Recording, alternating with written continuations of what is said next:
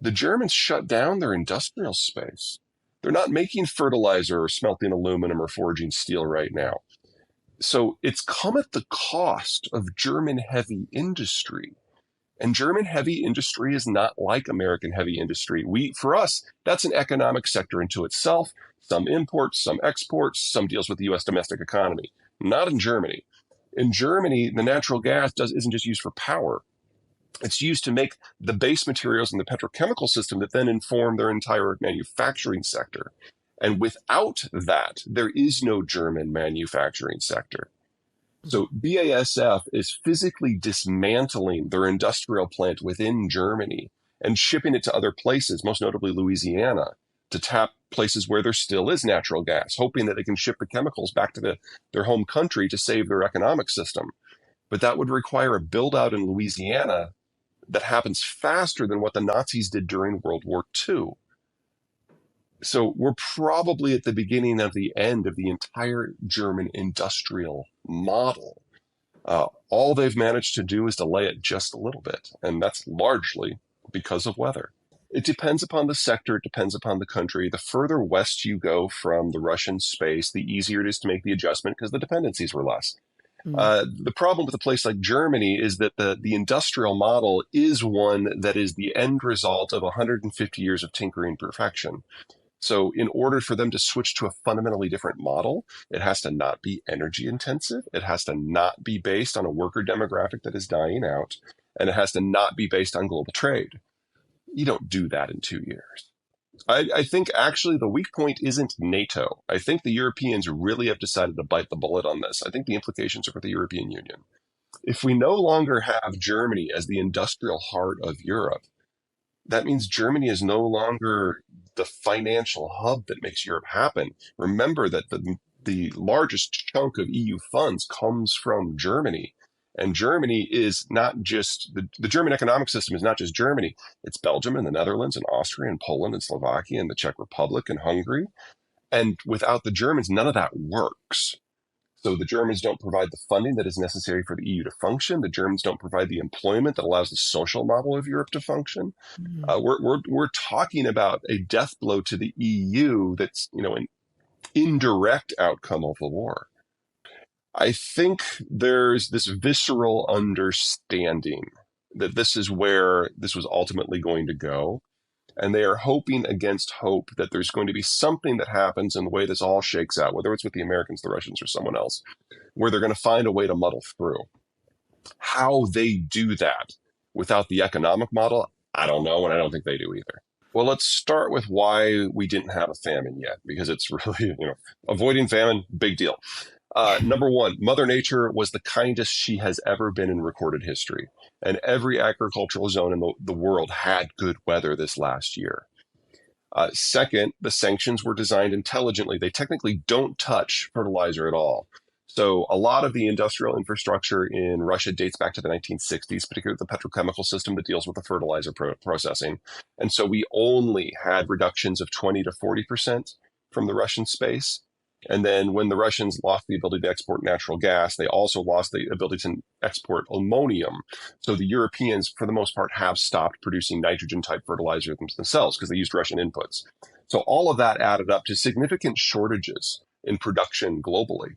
But everybody had a reserve. And most countries have now drawn down that reserve. So we're entering this year in a significantly worse position than we did last year, but no one's tank is completely dry yet. I've got some very big concerns for this year.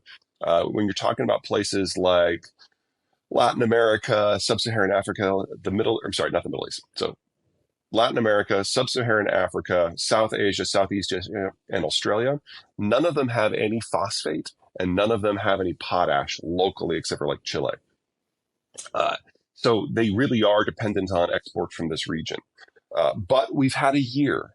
And in that year, a few new suppliers have managed to spin out. Normally, it takes 3 years to bring a phosphate or a nitrogen facility online, and about 10 years for potash. And companies and countries have started to increase their output to incrementally take bites out of that. So as long as the Russian stuff doesn't fall off the market in a hot second, this will be relatively contained. But with Nord Stream offline, Europe is no longer part of the solution.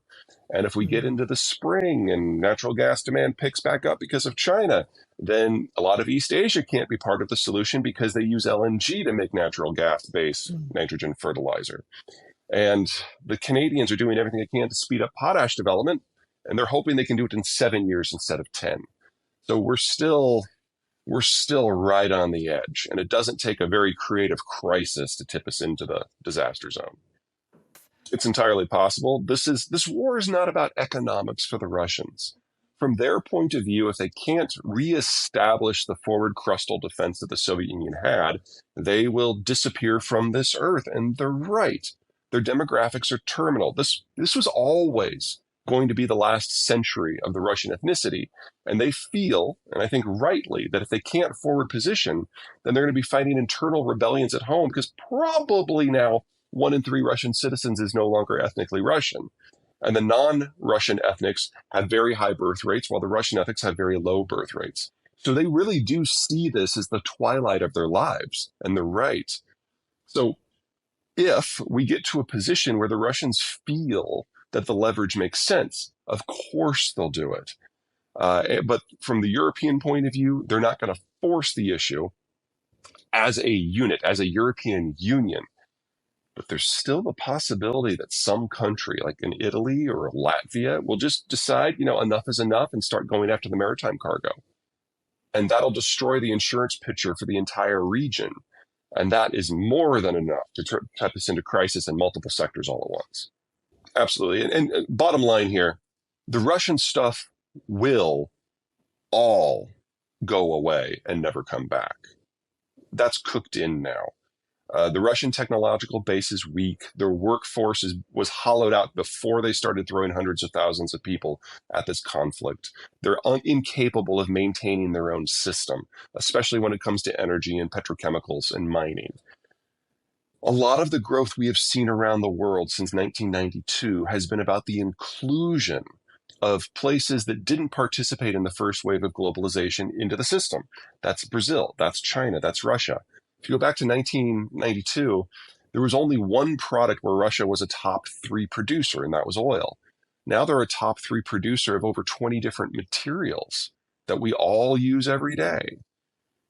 Without the Russians participating eagerly, this will all go away. The question is whether it's this month, this year, this decade.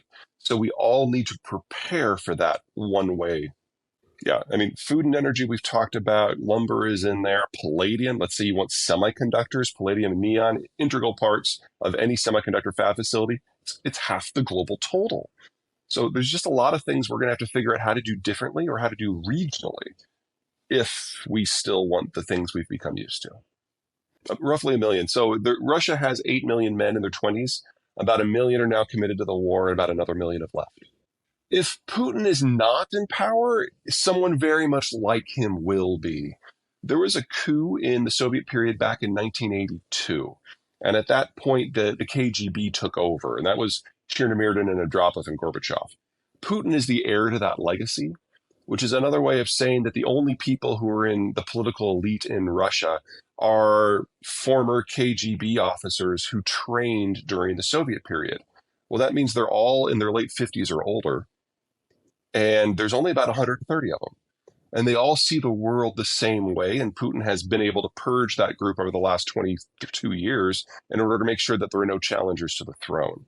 So as long as it's someone from that elite who's in charge,